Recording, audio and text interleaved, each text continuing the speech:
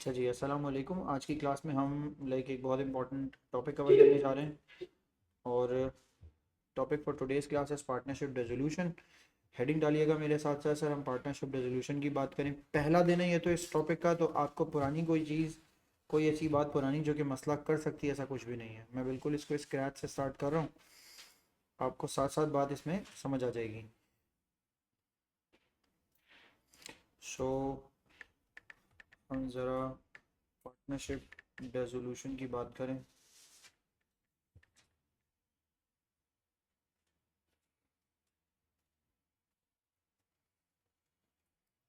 देखें, जो अभी आपने टॉपिक पढ़े थे पिछले वाले, या जो आप चेंज इन पार्टनरशिप पढ़ रहे थे, ये बिल्कुल वैसा नहीं है। सही है, एक तो पहली बात की डिफरेंट है, और पार्टनरशिप चेंजेस से इसका कोई ताल्लुक नहीं है। वजह बताता हूँ आपको क्या है। सर पहली बात तो ये है कि अब जो आज की क्लास का हमारा टॉपिक है वो है सर पार्टनरशिप। लिखिए sir, partnership resolution. Partnership resolution. और इम्पॉर्टेंट बात ये है कि सर यहाँ हमें जो एक बहुत बड़ी चीज़ सीखनी है वो ये, पिछले टॉपिक में बिजनेस कंटिन्यू रहा था। एडमिशन हुआ तो भी वही बिजनेस कंटिन्यू रहा, रिटायरमेंट हुआ तो भी बिजनेस कंटिन्यू रहा। इधर पार्टनर आया या हमजा पार्टनर चला गया, है ना जोहेर? ऐसे ही हुआ। चेंज इन पार्टनरशिप में इधर द पार्टनर वाज एडमिटेड और रिटायर्ड, यही हुआ, बिजनेस कंटिन्यू रहा। पार्टनरशिप रेजोल्यूशन की जो क्वालिटी है ना, वो ये क्वालिटी है कि पार्टनरशिप रेजोल्यूशन के अंदर आप अपने बिजनेस को क्या करने जा रहे हैं सर, आप अपने बिजनेस को एक बार वाइंड अप करने जा रहे हैं। तो वाइंड अप करने जा रहे हैं का मतलब क्या? वाइंड अप करने का एक बड़ा आसान और बेसिक सा मतलब ये है कि आप अपने बिजनेस की बुक्स को क्लोज करने जा रहे हैं। तो बुक्स का क्लोजर या क्लोजर ऑफ बुक्स, इस तरह की कोई बात करते हैं हम। तो बुक्स, बुक्स जो है वो at the end of the day, at the end of the time period, वो बुक्स क्या हो जाएंगी आपके पास? क्लोज हो जाएंगी। सर कॉपी कर लीजिए। दिस इज नोन एज, इस बात को सर हम कहेंगे पार्टनरशिप रेजोल्यूशन। यानी पार्टनरशिप का बिजनेस वाइंड अप हो गया, यानी हमजा गोइंग कंसर्न खत्म हो गया। अब गोइंग कंसर्न नहीं है। गोइंग कंसर्न तो ये है ना, business will work for an indefinite period of time and will make profit. अब नहीं, अब business will not work for an indefinite period of time, it will not make profit in future. Business is about to close. आ रही है बात समझ में? Sir जब बिजनेस को क्लोज किया जाता है ना, तो आप गौर से सुने सर, बिजनेस को क्लोज नहीं किया जाता। अकाउंटिंग है, हम अकाउंटिंग पढ़ रहे हैं, हम बुक्स को क्लोज करेंगे। हमारा काम है अकाउंटिंग को क्लोज करना। सही है, राइट? जब अकाउंटिंग ही कह रही है कि सर इसको क्लोज करो, तो सर सबसे पहले तो ये देखें क्लोज क्या करें। क्लोज करने के लिए सर अब हमारे पास ये होगा, आप देखिए सर, क्लोज करने के लिए आपको तरीकेकार बता रहा हूँ सर। एक होगी आपके पास स्टेटमेंट ऑफ फाइनेंशियल पोजीशन उस वक्त की, जब आप बिजनेस को क्लोज करने जा रहे हैं, उस वक्त आपके पास स्टेटमेंट ऑफ फाइनेंशियल पोजीशन होगी। बिजनेस को क्लोज किस वैल्यू पे करूं हमजा? आज की वैल्यू पे या 20 साल पहले की वैल्यू पे? आज की वैल्यू पे। तो करंट वैल्यू पे आप बिजनेस को क्लोज करते हैं, क्योंकि ताकि उसका कोई फायदा या नुकसान हो तो उसके पुराने पार्टनर्स को मिल जाए। सर इसका क्या मतलब? हेडिंग डालिए जरा, स्टेटमेंट ऑफ फाइनेंशियल पोजीशन में आपसे बात करता जाता हूँ, एक एक करके हम लिखते हैं। इसके इस टॉपिक के मेन मेन बातें सारी इसके साथ साथ करते हैं कि क्या क्या इसमें जरूरी है। लिखते जाइए। सही है, स्टेटमेंट ऑफ फाइनेंशियल पोजीशन पे आ गए। Statement of financial position Hamza, statement of financial position बेटा बताओ कितने सेक्शंस में डिवाइडेड होती है? सबसे पहले क्या होता है उसके अंदर? Non current asset. सही है, उसके बाद उसमें क्या होता है sir? Current assets. Current assets के बाद सर उसके अंदर क्या होता है? Equity. Very good sir, equity होती है एक चीज उसके अंदर। मैं इक्विटी पहले नहीं लिख रहा, मैं पहले क्या लिखता हूँ? मैं पहले लिखता हूँ सर, पहले क्या होता है उसमें? Non current liability. फिर क्या होता है सर उसके अंदर? Current liability. इक्विटी को मैंने सबसे लास्ट में लिख दिया सर, एक वजह है सर, इक्विटी मैंने सबसे लास्ट में ले जाकर लिख दी। आ रही है बात समझ में? ऐसे ही ना इसके हेड्स बनाएंगे। सुनो पहले, अभी मत कॉपी करना, ताकि आप खुद से देख के इसको समझ सको। सर नॉन करंट एसेट्स को, यानी ये आपके पास बिजनेस की पोजीशन है, आपके पास कुछ नॉन करंट एसेट्स होंगे, कुछ करंट एसेट्स होंगे, कुछ आपके पास नॉन करंट लाइबिलिटी होगी, कुछ आपके पास करंट लाइबिलिटी होगी, और आपने अपनी कोई इक्विटी लगाई हुई होगी बिजनेस में। जो भी बिजनेस होगा, जो भी पार्टनर्स का बिजनेस होगा, उससे आप क्या करने जा रहे हैं आज? आप वाइंड अप। सही है, तो आपके पास सर जो नॉन करंट एसेट है ना, उसको वाइंड अप करने के दो रास्ते हैं। दोनों रास्ते सुने, या तो मैं वो नॉन करंट एसेट बिजनेस के क्या कर दूं, या तो वो नॉन करंट एसेट में मार्केट में ले जाके क्या कर दूं? सोल्ड ऑफ, बेच दूं, उससे पैसा डिवाइड कर दूं। या तो कोई पार्टनर उसको क्या कर ले, उस पार्टनर उस एसेट को क्या कर ले? Take in over. यानी मैं खुद या तो उसे घर ले जाऊं, या तो मैं उसमें बाजार में बेच के उसके लिए उसके पैसे आते आते कर लूं। लाइक इधर if I sell that in market and I receive the amount and divided between the partnership, या तो मैं खुद उसे पूरे एसेट को घर ले जाऊं, खुद खरीद लूं। दोनों में से एक बात है। इन दोनों कंडीशंस में, चाहे मैं उसे बेच दूं या चाहे मैं उसे घर ले जाऊं, इस दोनों कंडीशन में इन दोनों का नाम क्या दिया जाएगा, इन दोनों को मैं सर एक अकाउंट में ले जाके रखूंगा जिसका नाम होगा सर, जिसका नाम होगा रियलाइजेशन अकाउंट। मैं एक रियलाइजेशन अकाउंट पे काम करूँ। सर थोड़ी देर के लिए अगर आपको याद आए बात को, हमने पिछले वाले टॉपिक में रियलाइजेशन नहीं बनाया, पिछले वाले टॉपिक में हमने क्या बनाया हुआ है, रिवैल्यूएशन। रियलाइजेशन बिल्कुल भी उस जैसा नहीं है। मैं रिवैल्यूएशन को भी इसलिए तस्करा कर रहा हूं, अक्सर बच्चे रियलाइजेशन और रिवैल्यूएशन में कंफ्यूज होते हैं। बिल्कुल भी ऐसा मत कीजिएगा। रिवैल्यूएशन जो है वो डिफरेंस पे बनाया था आपने, इंक्रीज या डिक्रीज पे बनाया था, ये इंक्रीज या डिक्रीज पे नहीं बनेगा। ये रियलाइजेशन अकाउंट है, इसको दूसरे अंदाज से बनाते हैं। और ये बात समझ में, नाम से समझ में आ गया आपको, वो नॉन करंट एसेट जो कि बेचा या टेकन ओवर किया वो सब इसमें आएगा। तो ये तो इंक्रीज डिक्रीज को तो चेक ही नहीं कर रहा। दूसरी बात, फिर सर आपके पास कौन से एसेट्स आएंगे, फिर आपके पास आएंगे सर सारे के सारे करंट एसेट्स, राइट।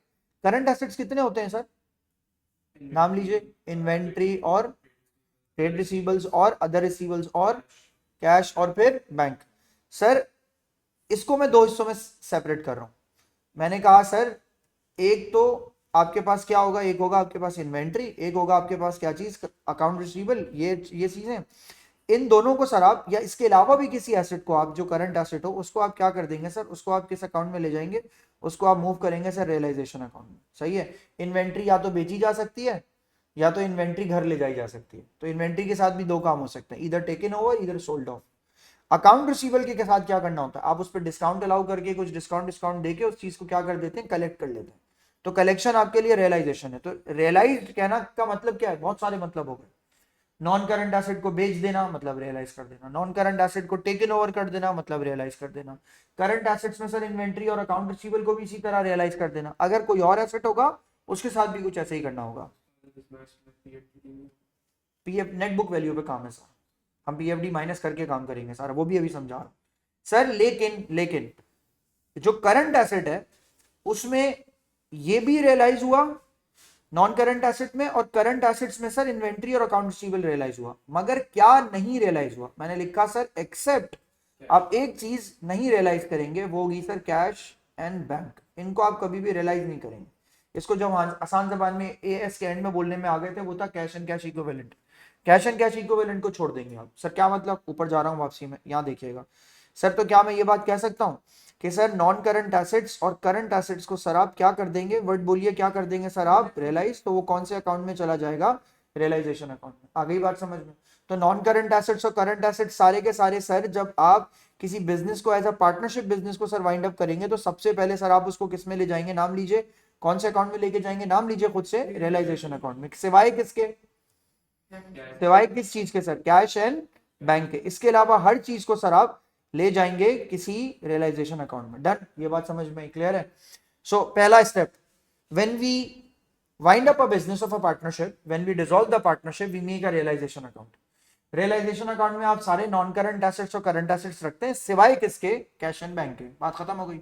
मेरी बात समझ में आई। तो इसका मतलब है जब जब बिजनेस क्लोज होगा, जब कश्यप बिजनेस जो है वो वाइंड अप होगा, तो एक अकाउंट बनेगा, उसका नाम क्या होगा, रियलाइजेशन अकाउंट। उसमें सारे नॉन करंट एसेट होंगे, उसमें सारे करंट एसेट्स होंगे, मगर कौन सा एक एसेट नहीं होगा, कैश एंड कैश इक्विवेलेंट। उसके अलावा सब कुछ होगा। बात समझ आई। फिर सुने सर, इसके अलावा रियलाइजेशन अकाउंट में क्या जाएगा, मैंने यहां मेंशन किया, ये जो आपकी नॉन करंट लाइबिलिटी, इसको बीच से छोड़ रहा हूं मैं सर। मैं ये कह रहा हूं जो आपका करंट लाइबिलिटी वाला सेक्शन है उसको भी आप क्या कर देंगे, उसको भी आप अपने रियलाइजेशन अकाउंट के अंदर ले जाके मूव कर देंगे। और ये बात समझ में, यानी अब तीन चीजें रियलाइज हुई, नॉन करंट एसेट्स और करंट लाइबिलिटी। करंट लाइबिलिटी भी आप डिस्काउंट रिसीव करके जल्दी से पेमेंट करके उसको साइड में कर देंगे। सही है। अब क्या बचा, अब बचा सर बीच में से एक फैक्टर, वो क्या है आपके लिए, non current liability. Non current liability दो तरीके की हो सकती है, गौर से देखिए। एक आउटसाइडर्स लाइबिलिटी। आउटसाइडर्स मतलब मेरा और हमजा का बिजनेस है और हमने लाइक कश्यप से लोन लिया हुआ है, Kashyap she is not the partner, तो वो आउटसाइडर है बिजनेस के लिए। तो loan by Gree partnership is between Haier and Samsung. तो ग्री से जो आपने पैसे लिए हैं वो आउटसाइडर्स लोन है। आउटसाइडर्स लोन को क्या करना होता है सर, आउटसाइडर्स लोन डायरेक्ट जो है ना वो कैश एंड कैश इक्विवेलेंट में चला जाता है, यानी बैंक से डायरेक्ट पे ऑफ होता है, उसका कोई तस्करा नहीं करना। यानी किसी की आप बिजनेस वाइंड अप करेंगे तो क्या करेंगे, सबसे पहले अपने पैसे घर लेके जाएंगे या लाइबिलिटी पूरी करेंगे, लाइबिलिटी पे ऑफ करेंगे। तो जब आपने एसेट बेच दिया, करंट एसेट आपने रियलाइज कर दिया, करंट लाइबिलिटी आपने रियलाइज कर दी, तो नॉन करंट लाइबिलिटी पे करने का टाइम। तो नहीं, ऐसा नहीं होगा, होंगे, वरना घर से लाके देने पड़ेंगे आपको। ऐसा बिजनेस में हो नहीं रहा, यानी एडिशनल इन्वेस्टमेंट करके तुम ये कह रहे हो बिजनेस के पैसे पे ऑफ किए जाएं, बिल्कुल करेंगे ऐसा, क्वेश्चन आ जाएंगे ऐसे। सुनिए सर, तो आउटसाइडर्स लाइबिलिटी, ये आउटसाइडर्स लोन जो होगा वो तो डायरेक्टली क्या कर देंगे आप, कैश से पे, बैंक से पे, सही है। दूसरा कौन सा लोन हो सकता है, दूसरा लोन हो सकता है सर अगर खुद पार्टनर ने लोन दिया हो। पार्टनर्स लोन होगा तो क्या करेंगे, ये बात समझ में आई, बात समझ रहे हो क्या कह रहा हूं मैं। हमें पूरी फाइनेंशियल स्टेटमेंट को, फाइनेंशियल पोजीशन को क्लोज करना। What do we do with non current assets, non current assets के साथ क्या करेंगे, रियलाइज करेंगे। सर नॉन करंट एसेट को तो आप क्या कर देंगे सर, रियलाइज। जवाब दीजिए, करंट एसेट्स को भी आप क्या कर देंगे, रियलाइज। मगर रियलाइज किसके अलावा करेंगे, कैश एंड बैंक के अलावा। करंट लाइबिलिटी को भी आप क्या कर देंगे, रियलाइज। अब क्या बचा, अब नॉन करंट लाइबिलिटी बची और इक्विटी बचा। तो नॉन करंट लाइबिलिटी में जो आउटसाइडर्स लोन होगा उसको तो आप कैश एंड बैंक से डायरेक्टली पे कर देंगे। लेकिन अगर पार्टनर्स लोन हुआ तो अब पार्टनर्स लोन का एक मसला है, partners loan directly sir bank से भी पे हो सकता है, ये भी ऑप्शन है। लेकिन इस ऑप्शन में मैंने यहां के क्या लिखा, if what, if there is an agreement, अगर एग्रीमेंट है तो, if there is an agreement. Sir क्या मतलब, क्वेश्चन बताएगा आपको। अगर एग्रीमेंट है तो फिर बैंक से पे करेंगे, अगर एग्रीमेंट नहीं है तो आप गौर से सुनिएगा, अगर एग्रीमेंट नहीं है तो इक्विटी के दो सेक्शन होते हैं, बोलिए कौन कौन से। किसी भी बिजनेस के इक्विटी के कितने सेक्शन होते हैं सर, दो। एक कौन सा, वेरी गुड, एक कौन सा अकाउंट होता है सर, एक अकाउंट होता है आपके पास कैपिटल अकाउंट, और दूसरा अकाउंट आपके पास कौन सा होता है, दूसरा अकाउंट होता है आपके पास सर करंट अकाउंट। मैं सिर्फ इसकी पोजीशन चेंज कर रहा हूँ, समझाने के लिए आपको ऐसे लिखा मैंने, मैं इसकी पोजीशन चेंज कर रहा हूँ। सर पोजीशन क्या मतलब, मैंने इसको यहाँ ले जाके लिखा, हालांकि होना पहले क्या चाहिए, पहले कैपिटल आएगा बाद में करंट आएगा, यही होगा। सर मैं यहाँ पोजीशन इसलिए चेंज कर रहा हूँ, ये जो पार्टनर्स लोन है अगर ये अग्रीमेंट नहीं है, इफ मैंने लिखा इफ नॉट, अगर ये एग्रीमेंट नहीं है तो ये आप इसके कैपिटल में एडजस्ट करके फिर इसको पेमेंट करेंगे। और ये बात समझ में, मैं एज अ पार्टनर अपने बिजनेस को अगर आज कोई लोन देता हूँ तो कल जब बिजनेस वाइंड अप होगा तो मेरा जो लमसम अमाउंट मुझे मिलेगा ये उसमें चला जाएगा मुझे, यानी मेरे मेरे अपने 60,000 भी वापस मिलेंगे और मेरा दिया हुआ लोन भी 20,000 का वापस मिलेगा। और ये बात समझ में। लेकिन अगर मैंने ये अग्रीमेंट किया हुआ है कि पहले तुम मेरी लाइबिलिटी पे ऑफ करोगे तो डायरेक्टली पहले वो बैंक से आ जाएगा, यानी if there is an agreement that the partners loan will be paid off directly by bank, तो आप उसे पहले तो बैंक से पे ऑफ करते हैं। लेकिन अगर क्वेश्चन साइलेंट है, वो ये नहीं कह रहा कि डायरेक्ट आपने बैंक से पे करना है, तो आप उसे ले जाएंगे किसके अंदर, कैपिटल में। अभी तो नंबर्स हम कोई लिख नहीं रहे, हम तो एक स्केच बना रहे हैं, क्वेश्चन ऐसा सॉल्व होगा। आ रही है बात समझ में। तुम्हारे लिए शायद ये नया तरीका हो, इस क्लास के बच्चे से बड़े यूज्ड टू हैं। तो ये एक स्केच है कि ये होगा, ये होगा, फिर ये होगा, फिर ये होगा, स्टेप वाइज हो जाएगी बात, बात समझ आई। फिर सर यहाँ देखें कैपिटल अकाउंट का क्या करें सर, ये जो कैपिटल अकाउंट है इसमें क्या क्या चीजें आनी है, और से सुने सर। इवेंचुअली आपको मैंने ये बोला कि सर आपके पास इक्विटी सेक्शन, इक्विटी सेक्शन में आपके पास सर यहाँ पे आ गया क्या, कैपिटल अकाउंट।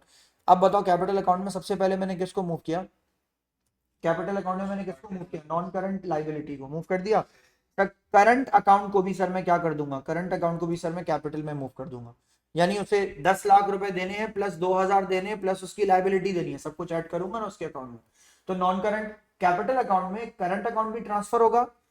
अगर लोन बाय पार्टनर साइलेंट है कि कैसे पे किया जाएगा तो आप उसे कैपिटल में ट्रांसफर कर देंगे, ये भी ट्रांसफर हो गया। फिर सर क्या बचेगा, देखते जाइए क्या क्या ट्रांसफर होगा। सर जो रियलाइजेशन है पूरी की पूरी, इस रियलाइजेशन को भी आप यहां से उठाएंगे और इस पूरी रियलाइजेशन को भी ले जाके आप किसके अंदर मूव कर देंगे, पूरी रियलाइजेशन को ले जाके भी आप ट्रांसफर कर देंगे किसमें, कैपिटल अकाउंट में। कैसे सर, जब रियलाइजेशन बनाया जाएगा तो रियलाइजेशन के अंदर सर एक इंपॉर्टेंट बात की जाएगी, रियलाइजेशन इधर दो आंसर्स देगा आपको, या तो आपको रियलाइजेशन पे क्या आएगा, या तो आपको रियलाइजेशन पे गेन आएगा, या तो आपको रियलाइजेशन पे क्या आएगा, लॉस आएगा। अगर गेन आया तो वो कैपिटल को बढ़ा देगा, अगर लॉस आया तो वो कैपिटल को कम कर देगा। मतलब मैंने गाड़ी 10 लाख की 8 लाख की बेच दी, 10 लाख वाली गाड़ी 8 लाख की बेच दी, मुझे लॉस हुआ है या प्रॉफिट हो गया, लॉस हो गया। तो वो लॉस सब पार्टनर में बंटना चाहिए। और ये बात समझ में, रियलाइजेशन अकाउंट का मतलब ये होता है कि आप अपने तमाम non current assets, current liability और नॉन करंट लाइबिलिटी को हटा दें, करंट लाइबिलिटी और करंट एसेट्स को आप रियलाइज करते हैं, उस पर जो भी गेन या लॉस निकलता है आप उसे कैपिटल में लाकर ट्रांसफर कर देते हैं। गौर से जरा देखिए पूरी बैलेंस शीट में, दोबारा एक बार इसकी समरी दूंगा। कैपिटल अकाउंट बैंक से पे ऑफ होगा, बैंक को खाली छोड़ दिया ना हमने, बैंक को तो हमने कुछ किया ही नहीं ना। दोबारा से सुनो, नॉन करंट एसेट्स के साथ क्या करेंगे, रियलाइजेशन। करंट एसेट्स के साथ भी क्या करेंगे, रियलाइजेशन, सिवाय किसके, कैश और बैंक हट गया ना, अब इसमें तो कोई काम ही नहीं किया। जवाब दीजिए, नॉन करंट लाइबिलिटी को आप क्या करेंगे, नॉन करंट लाइबिलिटी को क्या करेंगे, इधर या तो बैंक से पे ऑफ करेंगे या तो कैपिटल में ले जाके क्या कर देंगे, एडजस्ट। जवाब दीजिए, करंट अकाउंट का क्या होगा? करंट अकाउंट डायरेक्टली ट्रांसफर कर दिया जाएगा किसमें? कैपिटल अकाउंट में। और जो रियलाइजेशन अकाउंट का आंसर भी आएगा, उस आंसर को भी ले जाके आप किसमें मूव कर देंगे? कैपिटल अकाउंट में। तो अब बचा क्या? दोबारा कैश एंड बैंक बचा ना, उसको तो हमने कुछ किया ही नहीं। तो इसका मतलब है सर जो बाकी की सारी अरेंजमेंट है वो कैश एंड बैंक के थ्रू होगी। आ रही है बात समझ में? अब जरा इस बात को यूं समझे। अब शॉर्ट समरी, ये तो एक लॉन्ग वर्जन हो गया, इसको तो आप कॉपी कर लेंगे। एक शॉर्ट भी समरी आपको आनी चाहिए, वो ये सबसे पहले तो सर ये कि sir accounts needed for dissolution, कितने अकाउंट्स आपको चाहिए होते हैं? Accounts needed for dissolution. Very good, नाम लो। तीन ही नाम तो बताया मैंने आपको भी। सबसे पहले सर कौन सा अकाउंट आपको चाहिए होता है? सबसे पहले आपको चाहिए होता है रियलाइजेशन अकाउंट, राइट? एक अकाउंट ये चाहिए। सर जवाब दें, अगर आपको रियलाइजेशन अकाउंट रिक्वायर्ड है तो रियलाइजेशन अकाउंट में आपके पास सबसे पहली चीज क्या ट्रांसफर होगी? Non current assets. Non current assets transfer होंगे दो तरीकों से। वो कैसे सर? नॉन करंट एसेट्स इधर क्या हो जाएंगे? इधर हो जाएंगे सोल्ड ऑफ, तब भी यहीं आएंगे। या क्या हो जाएंगे? या तो एसेट क्या हो जाएगा आपके पास? टेकन ओवर, वो भी यहीं आ जाएगा। एसेट टेकन ओवर होगा तो भी आप लाके यहाँ रखेंगे। नंबर टू, दूसरी चीज आप इसके अंदर क्या रखेंगे? करंट एसेट्स, है ना? करंट एसेट्स को भी आप क्या कर देंगे? या तो आप उसको क्या कर देंगे? सोल्ड ऑफ, या तो आप उसको क्या कर देंगे सर? Taken over. इन दोनों कंडीशंस में सर ये आपका आंसर किस तरफ मूव हो जाएगा? सर ये आपका आंसर मूव हो जाएगा रियलाइजेशन अकाउंट में। सर तीसरी चीज क्या हुआ? तीसरी चीज पे जाने से पहले पहले यहाँ लिख लेते हैं, कैश एसेट में क्या चीज इसमें नहीं आएगी? कैश एंड बैंक, ये एक्सेप्ट है, इसके अलावा है। इसके अलावा सब कुछ करेंगे, अभी उसकी वजह बताता हूँ क्यों। फिर सर आप क्या लिखेंगे? फिर सर थर्ड पॉइंट इसके साथ, ये थर्ड पॉइंट में आप इसके अंदर इंसर्ट करेंगे, आप इसके अंदर क्या डालेंगे? Current liability. करंट लाइबिलिटी को आप क्या कर देंगे सर? रियलाइज। बस मैंने वर्ड लिखा, रियलाइजेशन में जाएगा ये। तीन चीजें तो सर आपकी किस में चली गई? रियलाइजेशन अकाउंट में, राइट? चौथी चीज जो मैं लिख रहा हूं ना, ये मैं क्वेश्चन का आंसर लिखते हुए ना आपको एक्सप्लेन करूंगा। चौथी चीज भी आती है इसमें। सर चौथी चीज क्या आती है? चौथी चीज हमारी मजबूरी है, वो अकाउंटिंग ट्रीटमेंट में हमारी मजबूरी है। वो यहाँ पे डेजोल्यूशन कॉस्ट को हम मिला के इंसर्ट करेंगे, वो हमारी मजबूरी है। उसकी वजह क्या है वो मैं बताऊंगा, उसकी वजह है। अब बताइए, जवाब दीजिए, रियलाइजेशन में कितनी चीजें आएंगी? तीन या चार? चार। चौथी जबरदस्ती लानी पड़ेगी हमें, क्योंकि उसकी कोई और जगह नहीं है, सब कुछ खत्म कर रहे हैं बिजनेस में से। इनकम स्टेटमेंट बनाऊंगा तो एक्सपेंस चार्ज करूंगा ना, अब तो इनकम स्टेटमेंट ही कोई नहीं बनाऊंगा। अब तो बिजनेस गोइंग कंसर्न को खत्म कर रहा है, अब इनकम स्टेटमेंट उसकी नहीं बनेगी। हाँ खत्म हो गया है, इत्तेफाक है कि पूरा खत्म करके उन्होंने ये किया, तब तो बनेगी प्रॉफिट। लेकिन in the middle of the year अगर आप बंद करेंगे तो आप रियलाइज करके बंद कर देंगे उसको। इनकम स्टेटमेंट तो उसी सिचुएशन में बनती है ना जब गोइंग कंसर्न कैरी हो। गोइंग कंसर्न ही खत्म हो गई तो इनकम स्टेटमेंट खत्म हो गई, उसका प्रॉफिट या लॉस सब कुछ इसी से निकल आएगा। सर यहाँ देखें आके सेकंड पार्ट, दूसरा पार्ट। दूसरे पार्ट में मैंने लिखा सर आपके पास यहाँ क्या आएगा? दूसरा अकाउंट आप बनाएंगे कैपिटल अकाउंट। उसमें सबसे पहले आप क्या इंसर्ट करेंगे? बिल्कुल सही सर, सबसे पहले आप इसके अंदर ट्रांसफर क्या करेंगे? सबसे पहले आप ट्रांसफर करेंगे करंट अकाउंट। करंट अकाउंट के बाद नंबर टू, दूसरी चीज जो इसमें ट्रांसफर की जा सकती है वो क्या है? वो नॉन करंट लाइबिलिटी, इसमें ट्रांसफर की जा सकती है। आगे मैं लेकिन एक कंडीशन लिख रहा हूँ, इफ रहेगा। लेकिन ये बाय डिफॉल्ट है। अगर क्वेश्चन साइलेंट हो तो आप यहीं लाके रखेंगे, लेकिन अगर क्वेश्चन कह दे कि बैंक से पे होगा तो आप बैंक में ले जाके रखेंगे। वहां कहेगा या नहीं कहेगा, ये साइलेंट है सर। उसके बाद नंबर थ्री, तीसरी सिचुएशन सर आपके पास आएगी रियलाइजेशन वाली बात। रियलाइजेशन अकाउंट से सर आप यहाँ पे क्या ले आएंगे? यहाँ ले आएंगे सर आप गेन, या आप यहाँ पे क्या ले आएंगे? यहाँ ले आएंगे लॉस। इनमें आ जाएगी बात। फिर सर थर्ड के बाद फोर्थ एलिमेंट, सर चौथी चीज यहाँ क्या आ सकती है? सर एसेट टेकन ओवर जो ऊपर आया है उसकी जो साइमल्टेनियस कॉन्ट्रा एंट्री है वो भी तो यहाँ आएगी। रियलाइजेशन में अगर कोई चीज क्रेडिट होगी तो एसेट टेकन ओवर यहाँ आके क्या हो जाएगा? डेबिट। चार चीजें यहाँ पे आएंगी। एसेट टेकन ओवर है ना बॉस, मैंने कोई एसेट है उसको अपने बिजनेस के लिए निकाल लिया, तो रियलाइजेशन अकाउंट में मैं उस एसेट को क्रेडिट करूंगा। तो अगर उसकी क्रेडिट की एंट्री पास करूंगा तो उसकी डेबिट की एंट्री भी पास करनी है। और दूसरी बात, मैं एक बिजनेस का पार्टनर हूं, मैं गाड़ी अपने साथ ले गया, तो क्या बिजनेस अब मुझे उस गाड़ी के पैसे देगा या वो कंपनसेट करेगा? कंपनसेट करेगा ना। मैं एक बिजनेस का पार्टनर हूँ, मैं अपना लैपटॉप ले गया, तो अब बिजनेस को मुझे फर्ज करें 1 लाख देने थे, मैं अपना 50,000 का लैपटॉप ले गया, अब बिजनेस मुझे कितने देगा? 50,000 ना, तो मैं कुछ उसके साथ करूंगा ना यहाँ पे। तो ये स्टेटमेंट है। फिर सर उसके बाद फिफ्थ, पांचवी चीज, तो पांचवी चीज यहाँ पे क्या निकलती है? सर पांचवी चीज यूजुअली, यानी बिजनेस को अगर आप वाइंड अप कर रहे हैं तो यूजुअली सर यहाँ पे आ जाएगा आपके पास क्या? आपके पास आ जाएगा बैंक एंड कैश की बैलेंसिंग फिगर।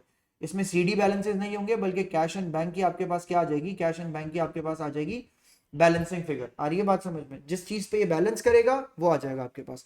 सबसे लास्ट काम आप क्या करेंगे? लास्ट काम आप ये करेंगे कि सर आप बनाएंगे सबसे आखिर में इसका क्या? Bank account. बैंक अकाउंट या कैश अकाउंट आप इस पर बनाएंगे। जो भी चीज़ पे ऑफ हो रही होगी उसे क्रेडिट कर देंगे, जो भी चीज़ रिसीव हो रही होगी उसको डेबिट कर देंगे। और एक अजूबा होगा इस क्लास के एंड में कि आप हैरान हो जाएंगे, आपने आज तक जितनी अकाउंटिंग पढ़ी है उसमें जितनी भी खूबसूरती है वो आज आपको नजर आएगी पहली बार आपको समझ में आएगा भाई अकाउंटिंग क्यों पढ़ रहे थे इतने सालों से, डेबिट क्रेडिट क्यों कर। रिकॉलिंग द वर्ड्स, इसको ना रिकॉल करना जरूरी है, इसको पढ़ाना इसी अंदाज से चाहिए होता है। सर दोबारा बताइए, when you are dissolving a partnership you have what, a financial statement. Sir ये जो फाइनेंशियल स्टेटमेंट है हमारी, इसके डिफरेंट डिफरेंट सेक्शंस हैं। नॉन करंट एसेट को मैंने क्या कर दिया, रियलाइज। करंट एसेट्स को क्या कर दिया, रियलाइज। करंट लाइबिलिटी को क्या कर दिया, रियलाइज। अगर आपको याद हो तो ये कैपिटल एम्प्लॉयड है, non current assets plus current assets plus minus current liability. Current assets और करंट लाइबिलिटी को माइनस करते हैं तो क्या बनता है, वर्किंग कैपिटल। वर्किंग कैपिटल में नॉन करंट एसेट्स को ऐड करते हैं तो क्या बनता है, कैपिटल एम्प्लॉयड। तो आपने कैपिटल एम्प्लॉयड को बेसिकली रियलाइज किया, पूरा कैपिटल एम्प्लॉयड क्या हो गया, रियलाइज। फिर सर क्या बचा आपके पास, non current liability. Non current liability को अगर आउटसाइडर की है तो डायरेक्ट पे कर देंगे, लेकिन अगर पार्टनर की है तो या तो डायरेक्टली पे करेंगे या बैंक से पे करेंगे। दो कंडीशन है उसमें, वो क्वेश्चन बताएगा आपको। अगर क्वेश्चन साइलेंट हो तो आप डायरेक्ट नहीं पे करेंगे, आप कैपिटल के थ्रू पे करेंगे। करंट अकाउंट को क्या कर देंगे सर, ट्रांसफर। और ट्रांसफर किसमें कर देंगे, कैपिटल अकाउंट में। रियलाइजेशन अकाउंट को क्या कर देंगे सर, कैपिटल अकाउंट में ले जाकर रखेंगे। सबसे पहले तो एक काम कीजिए सर, इस पार्ट को कॉपी कर लीजिए, जल्दी कीजिए।